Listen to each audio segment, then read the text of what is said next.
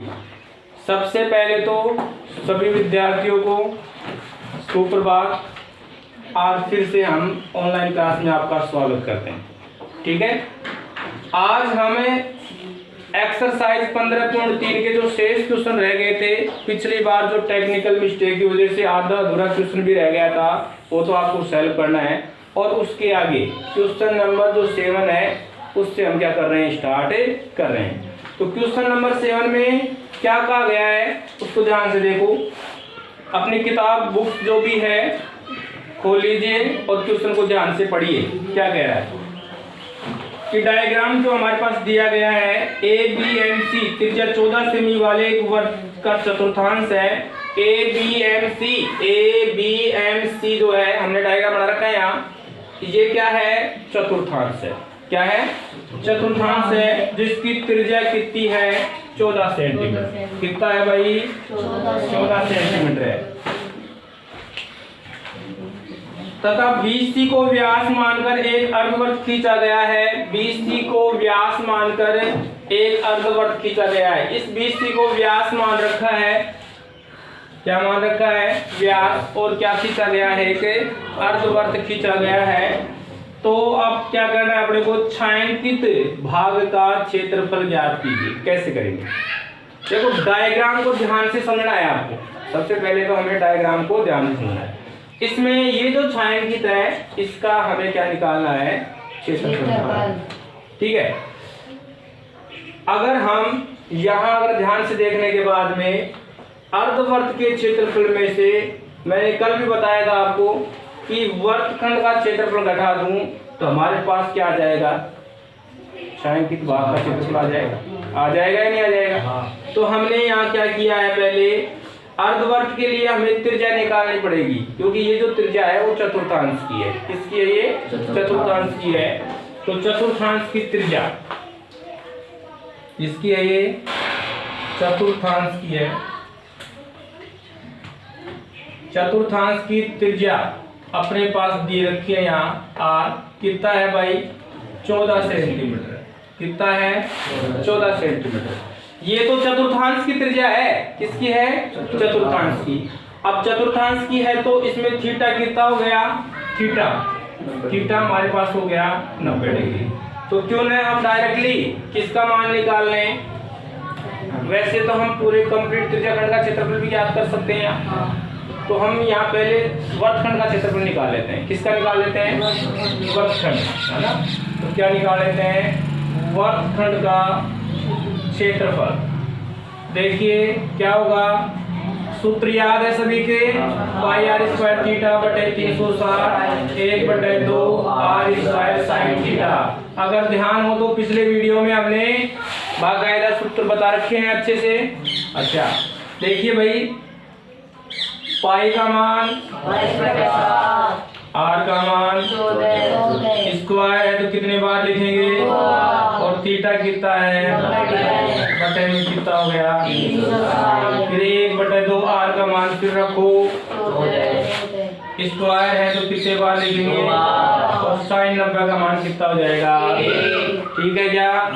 अच्छा इसके बाद में देखिए जो कट रहे हैं वो काट लेते हैं अपने यहाँ। तो कौन कौन कट रहे हैं, देखो 90 एकम 90 और 90 चौके 360, 2 दूना 4, 2 7 14। देखिए कटिंग भी करोगे तो आप बिल्कुल क्लियरिटी से होना चाहिए। ठीक है, तो कितना हो गया, 11 हो गया। इधर से भी कट रहे हैं क्या, और ये भी कट रहे हैं, 7 एकम 7 और 7 एकम 7, 2 एकम 2, 2 7 14। तो देखिए मित्रों जो भी बच गया ना यहाँ वो लिख लेते हैं। लिख ले। तो देखिए अंश में क्या क्या बच गया, यहाँ 11 बच गए, यहाँ 14 बच गए। तो ये हो गई 11 गुना में 14। और नीचे कुछ है क्या, नहीं। और ये बच गया अपने पास 7 गुना में 14। करो दिया कितना आ गया अपने पास, 154। और 14 7 कितने होते हैं, 14 7 कितने होते हैं, 98। कितने होते हैं, 98। घटाओ, घटाएंगे कितने आएंगे, 4 में से असल ले लो, 14 में से 8 गए तो 6। अब 14 में से 3 हो गए तो कितने हो गए, 5। ये आ गया हमारे पास 56 सेंटीमीटर है तो सेंटीमीटर स्क्वायर। बताओ किसका एरिया निकाल लिया हमने? इस वर्गखंड का। किसका निकाल दिया? यहाँ इस वर्गखंड का क्षेत्रफल हमने निकाल दिया। अब हम किसका निकालेंगे? अर्धवर्त का। लेकिन अर्धवर्त के लिए हमारे पास क्या नहीं है? त्रिज्या। तो सबसे पहले हम क्या फाइंड करेंगे? यहाँ त्रिज्या। ये चतुर्थांश है, तो चतुर्थांश है तो ये त्रिज्या 14 सेमी है, तो इधर की जो त्रिज्या ये भी कितनी होगी? 14 सेंटीमीटर। और थीटा ये क्या है? समकोण है। ठीक है, तो अब हम क्या निकाल लेते हैं? समकोण त्रिभुज की सहायता से पहले हम BC का मान निकाल लेते हैं। ठीक है, तो हम यहाँ लिखेंगे समकोण त्रिभुज। समकोण त्रिभुज कौन सा? ABC में हम जानते हैं, बोध आयन पर में लगा दो। यहाँ कौन सी पर में कि BC का जो स्क्वायर है वो किसके बराबर होगा? AC स्क्वायर प्लस में AB का स्क्वायर। कहाँ से आ गया? बोधायन प्रमेय से। बोधायन प्रमेय क्या होती है? समकोण त्रिभुज में दो भुजाओं के वर्गों का योग बड़ी भुजा के वर्ग के बराबर होता है। ये कौन कहती है? बोधायन प्रमेय। ठीक है, तो हमने यहाँ बोधायन प्रमेय लगाया। अब देखो मान रख दो, BC इक्वल टू AC का मान कितना है? यहाँ पे देखो ध्यान से, AC का मान और AB का मान। तो देखिए वर्ग करो, 14 का 196, 14 का स्क्वायर करेंगे फिर 196, यहाँ स्क्वायर है भाई। तो BC स्क्वायर अपने पास आ गया। कितना आ गया? BC square. BC का स्क्वायर कितना हो गया? 2 गुणा में 196 कह दो क्या? 196 का 2 गुना। तो BC का जो हमारे पास मान है वो आ गया। देखो √ कर दो, 196 तो हो गया 14 और 2 का हो गया √2 सेंटीमीटर। यहाँ हमारे पास BC का कितना मान आ गया है? 14 √2। कितना आ गया है? कितना आ गया है? ये BC हमारे पास इस अर्धवर्त के लिए किसका काम कर रही है? BC अर्धवर्त के लिए किसका काम कर रही है? व्यास। किसका काम कर रही है? तो अर्धवर्त का व्यास आ गया यहाँ पे। तो व्यास हमारे पास आ गया 14 √2। तो त्रिज्या कितनी आ जाएगी? 2 का भाग दे दे क्या? अरे 2 का भाग दे दे क्या? 7 √2 सेंटीमीटर। किसकी है ये? अर्धवर्त की। किसकी है? अर्धवर्त। किसकी है? अर्धवर्त का व्यास ये आ गया, तो इसकी त्रिज्या कौन सी आ गई? ये आ गई। बोलो कोई दिक्कत है? यहाँ तक किसी कोई समस्या? ओके, देखिए अब हम क्या करते हैं? अर्धवर्त का क्षेत्रफल निकाल लें। तो अर्धवर्त का क्षेत्रफल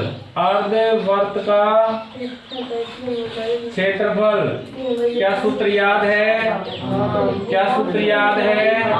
क्या होता है? 1/2 पाई r स्क्वायर। 1/2 पाई का मान 22/7, r का मान 7 √2 गुणा में 7 √2। दिख रहा है सबको सही? दिख रहा है?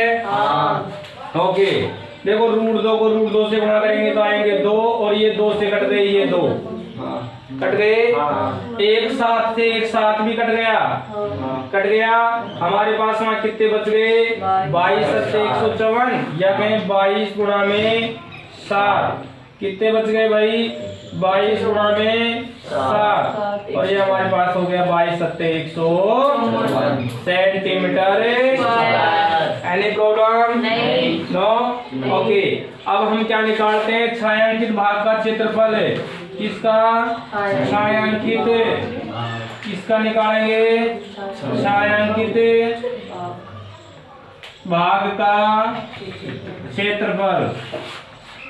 देखो छायांकित में मैंने बताया था क्या करना है? अर्धवर्त में से किसका? वर्गखंड का घटाना है। अर्धवर्त में से वर्गखंड का। अर्धवर्त का कितना है हमारा? 154, और किसका? वर्गखंड का कितना है? 56। घटाओ कितने आ गए? 98 सेंटीमीटर स्क्वायर। आ गया क्या? सभी को समझ में आ गया? रिपीट करने की आवश्यकता है क्या? Okay, return.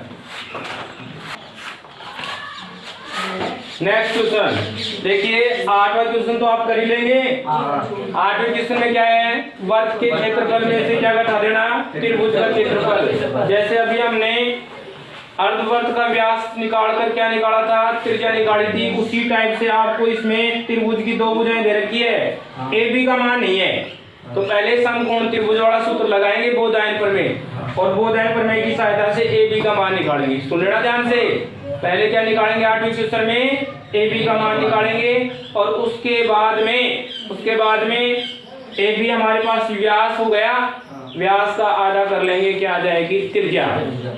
जब त्रिज्या आ जाएगी तो इस वर्ग के क्षेत्रफल में से किसका, त्रिभुज का क्षेत्रफल घटा देंगे, तो हमारे पास क्या आ जाएगा, छायांकित भाग का क्षेत्रफल। ये डिटेल में किसकी दे रहा था, क्वेश्चन नंबर 8 की, ठीक है, हिंट दे दिया है, क्वेश्चन सोल्व कर लेना। अब हम बात करते हैं क्वेश्चन नंबर 9 की। देखिए 9 का मैंने डायग्राम बना दिया है, और डायग्राम में ये जो छायांकित भाग है इसका क्षेत्रफल ज्ञात करना है। मैंने डायग्राम बना दिया है, इसमें ये जो पत्तियां दिख रही है ना तुम्हें, इस पत्तियों का क्षेत्रफल क्या करना है, ज्ञात करना है, ठीक है भाई। तो कैसे ज्ञात करेंगे, वह बहुत ही सिंपल है। जैसे अभी हमने इसको डायग्राम बनाया था, कैसे बनाया था, एक वर्ग में आधा वर्ग हमने इधर खींचा, आधा वर्ग इधर खींचा, आधा वर्ग इधर खींचा, और आधा वर्ग ये खींचा, मतलब इसी क्वेश्चन में इसका सॉल्यूशन छिपा हुआ है। कैसे, देखिए सबसे पहले तो हम क्या करेंगे, इस वर्ग का क्षेत्रफल निकालेंगे, और वर्ग के क्षेत्रफल के लिए हमारे पास इस ABCD की भुजा दे रखी है, क्या दे रखी है, भुजा। कितनी सेंटीमीटर दे रखी है, 10 सेंटीमीटर इसकी भुजा दे रखी है। उसके बाद में अगर हम देखें तो प्रत्येक भुजा को व्यास मानकर अर्धवर्त खींचे गए हैं, प्रत्येक भुजा को व्यास मानकर, क्या मानकर, व्यास मानकर अर्धवर्त खींचे गए हैं। वैसे आपको ये लाइन लिखनी नहीं है, मैंने लिख दिया आपको समझाने के लिए। प्रत्येक भुजा को व्यास मानकर अर्धवर्त खींचे गए हैं, तो इस अर्धवर्तों की सहायता से हम क्या निकाल सकते हैं, इसका क्षेत्रफल निकाल सकते हैं। हम क्या करते हैं, ये जो स्पेस है ना, खाली जगह, इसको आकृति बढ़ा दो 1, और इसको दे दो 2, ये भाग हो गया तीसरा, और ये भाग हो गया चौथा। तो एक बात समझना थोड़ा सा, अगर मैं इस अर्धवर्त को इस अर्धवर्त में जोड़ूं तो आधा वर्त क्या हो गया, एक वर्त हो गया, और इस एक वर्त के क्षेत्रफल को वर्ग में से घटा दूं तो पहली और दूसरी का क्षेत्रफल आ जाएगा या नहीं, आ जाएगा क्या। तो मैं क्या कर रहा हूँ, पहली और दूसरी आकृति का क्षेत्रफल निकाल रहा हूँ, पहले भाग और दूसरे भाग का क्षेत्रफल निकाल रहा हूँ।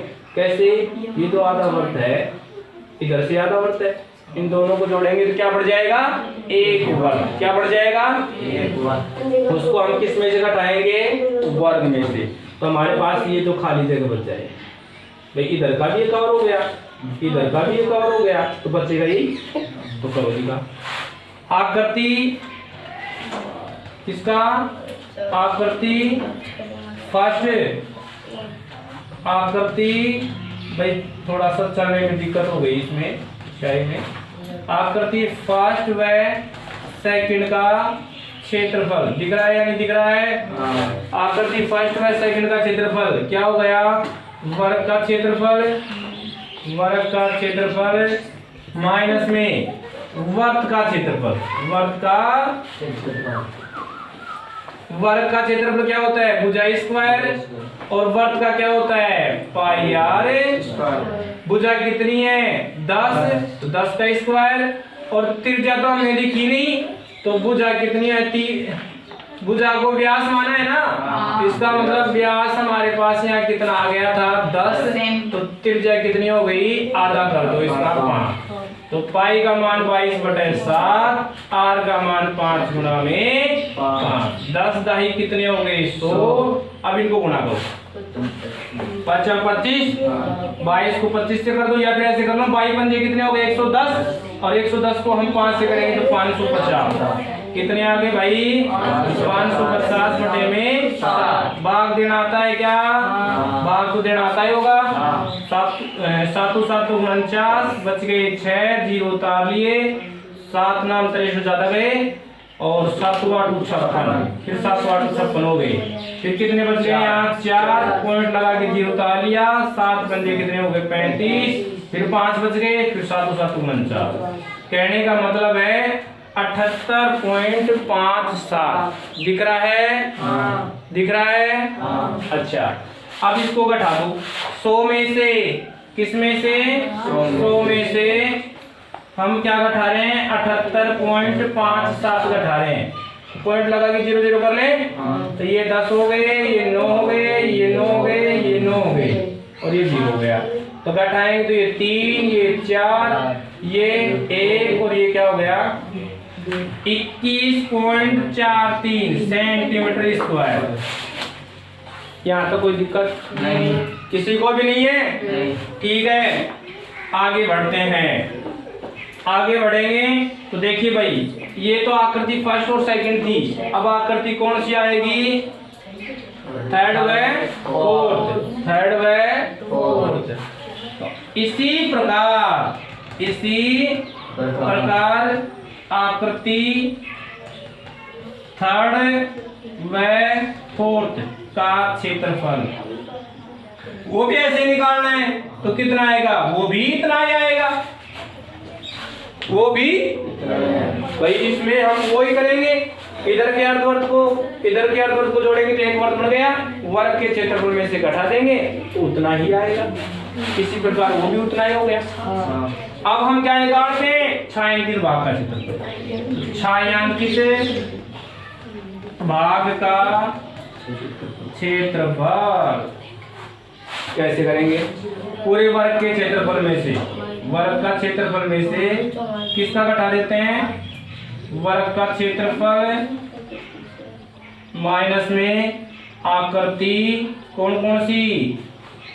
फर्स्ट, सेकंड, थर्ड व फोर्थ का क्षेत्रफल। आकृति वर्ग का क्षेत्रफल क्या है? भुजा स्क्वायर, और भुजा कितनी दे रखी है? 10। तो 10 का स्क्वायर माइनस आकृति को जोड़ो 21.43 प्लस में 21.43, 10 का कितना हो गया? 100। इसमें देखो जोड़ेंगे तो कितने हो गए? 3 3 6, 4 4 8, 2 4, 42.86 दिख रहा है भाई। थोड़ा मार्कर थोड़ा सा ऐसे है, थोड़ा ध्यान देगा। घटाओ कितना हो गया? 100 में से हमने घटाया 42.86, पॉइंट लगा के 2 0 लगा ले। ये फर्स्ट वाला 10 कर दो, 80 लेके आएंगे ना। ये 9, ये 9, ये 9, 4 बच गए, 1 बच गया, 7 बच गया और 5 बच। घटाना तो आता ही होगा, अरे घटाना तो आता ही होगा, घटा तो लेंगे ना। तो ये हो गया 57.14, 57.14 क्या आ गया इसका क्षेत्रफल। फिर से देख लो, एक जल्दी से एक बार रिपीट कर देता हूँ। क्या किया मैंने? क्या किया यहाँ पे? आकृति फर्स्ट और सेकंड का क्षेत्रफल कैसे निकाला? ये खाली है ना जगह, खाली जगह का क्षेत्रफल। इस पूरे वर्ग में आधा वर्गीय दोनों को जोड़कर एक वर्ग बन गया। पूरे वर्ग में कंप्लीट जो आकृति है उसमें वर्ग का क्षेत्रफल घटा दिया, तो पहली और दूसरी का आ गया। ऐसे ही इस साइड के जो घटाएंगे इन दोनों का आ जाएगा। तो हमने क्या किया? वर्ग के क्षेत्रफल में से वर्ग का घटा दिया और जो मान थे वो मान रखे, 21.43 आ गया। ऐसे ही उनका भी उतना ही होगा, तो ऐसे कैसे लिख देना, ठीक है। अब क्या करेंगे? पत्तियों का निकालेंगे ना, तो हम क्या करते हैं? 1 2 3 4, ये जो खाली जगह है ना वर्ग के क्षेत्रफल में से घटा देते हैं, तो पत्ती बच जाएंगी अपनी। इसलिए मैंने क्या किया? वर्ग के क्षेत्रफल में से चारों आकृति जो चारों खाली जगह थी उनका क्षेत्रफल घटा दिया। तो हमारे पास जैसे घटाया तो कितने आगे? दोनों का हमने निकाल रखा है, चारों भागों का कितना? 42.86 घटाया तो कितना आ गया? 57.14 आ गया। ठीक है, उतार दीजिए। अभी आगे देखिए नेक्स्ट क्वेश्चन। नेक्स्ट जो क्वेश्चन है हमारा 10 नंबर वाला है। 10 नंबर वाले में देखो, एक बार किताब में आप क्वेश्चन को पढ़िए ध्यान से, सभी किताब लेकर ही बैठेंगे और उसमें ध्यान देखते हुए और वीडियो को देखेंगे ध्यान रखना, ठीक है।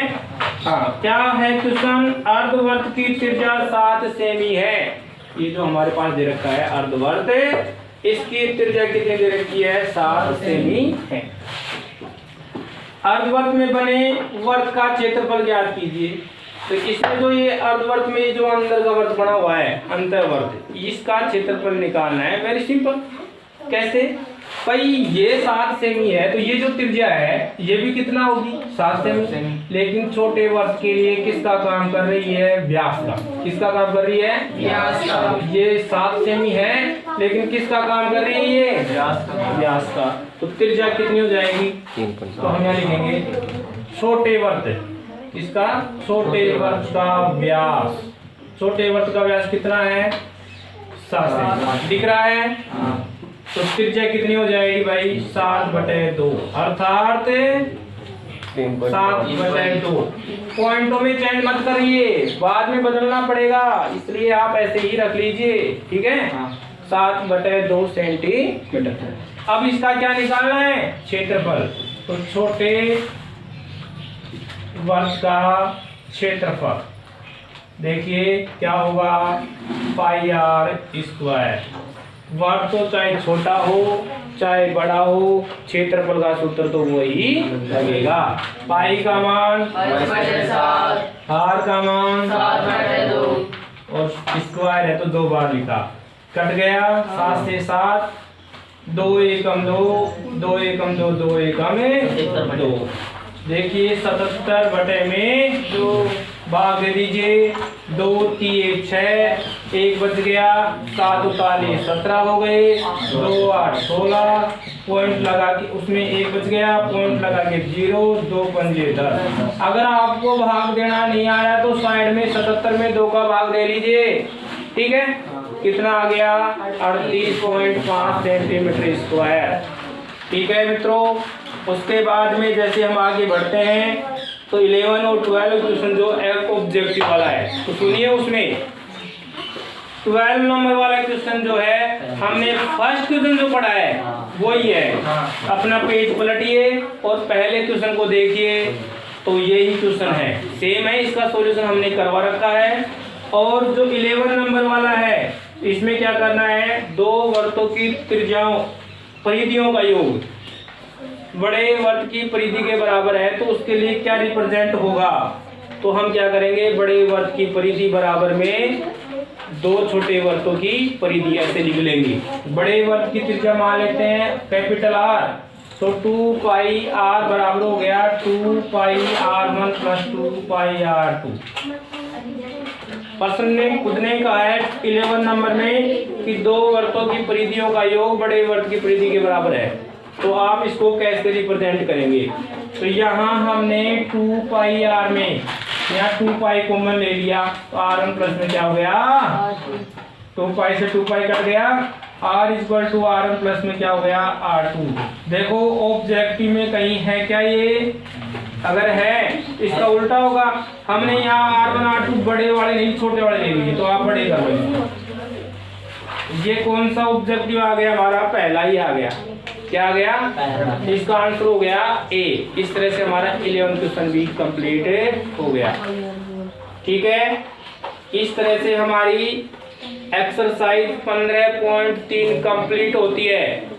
और आज का जो होमवर्क है यही है कि आपको कंप्लीट एक्सरसाइज कल दोबारा से अगेन रिविजन करके लेके आनी है, ठीक है। और जो भी समस्या आए उसे हमें कमेंट बॉक्स में लिखकर बताना है। ऑफलाइन वाले स्टूडेंट्स जो हैं वो डायरेक्ट हमें पूछ सकते हैं नेक्स्ट डे। धन्यवाद।